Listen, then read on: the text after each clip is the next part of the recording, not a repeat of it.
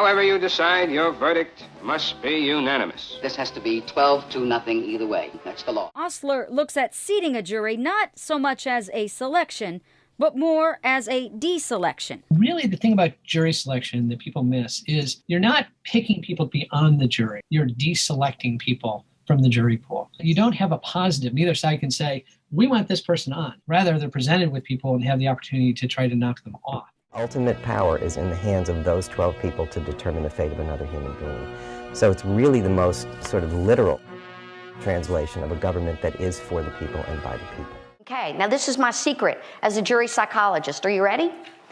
If you hire a jury psychologist, a good jury psychologist should say to you this, and this is what I want to teach y'all to go back to your practice. When you take a case, ask yourself, if I lose the case, why am I going to lose? The most surprising thing to me about juries are the little things that they pick up on. The first real jury is the court of public opinion. First rule of thumb, jurors can make snap decisions based on first impressions, like the look of a lawyer. I like that guy. He makes sense. I like the way that he talks to the judge. I like the way that he looks at the jury.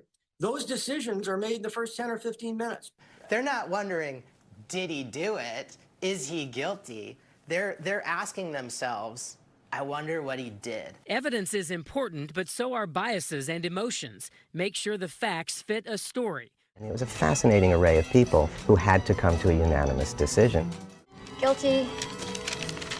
Not guilty? This is unbelievable. Which one of you guys did this? Defendant, please rise and face the jury. It empowers you. It makes you a participatory citizen. And that's what I think ultimately strengthens the system, because it asks you to be a part of it. But what is often misunderstood is this. The court is not looking to seat a juror in this case who knows nothing about it. We're not going to find a juror who's credibly going to be able to say, oh, I never heard about this case.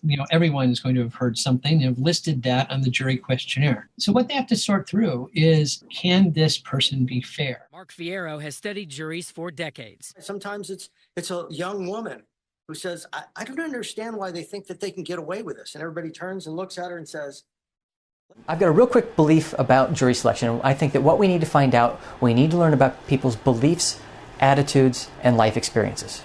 But so many of us are afraid to ask good questions during jury selection. And the reason we're afraid to ask is because we've heard that you can poison a jury panel. Never going to happen. It's impossible to poison a jury panel. Let's say that I ask someone their views about police officers. And I've got one juror over here and he says, man, I can't stand police officers. I hate police officers. I had a bad experience. Let me tell you all about my bad experience with a police officer. Here's why I don't trust police officers. Here's why I don't like police officers. Here's why I would never respect a police officer. Here's why I think police officers are the worst people ever created. Whatever. He goes on and on and on. Maybe spends 5, 10, 15 minutes talking about how much he can't stand police officers. He can't trust police officers.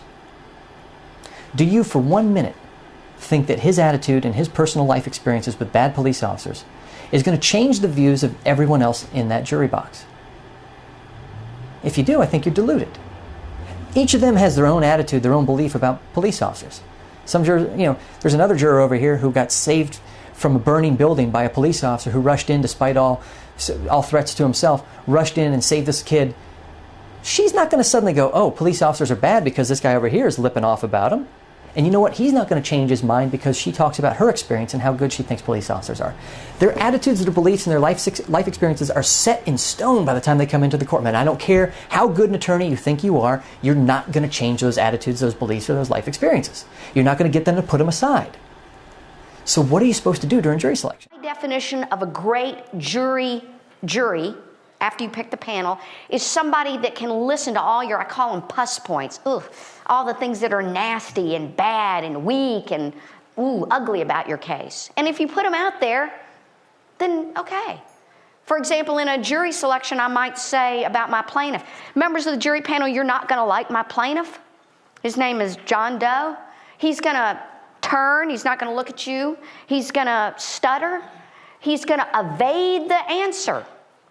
But my question is, can you keep an open mind? Can you have an understanding that sometimes when people aren't professional witnesses, they just don't come across very well because they're nervous?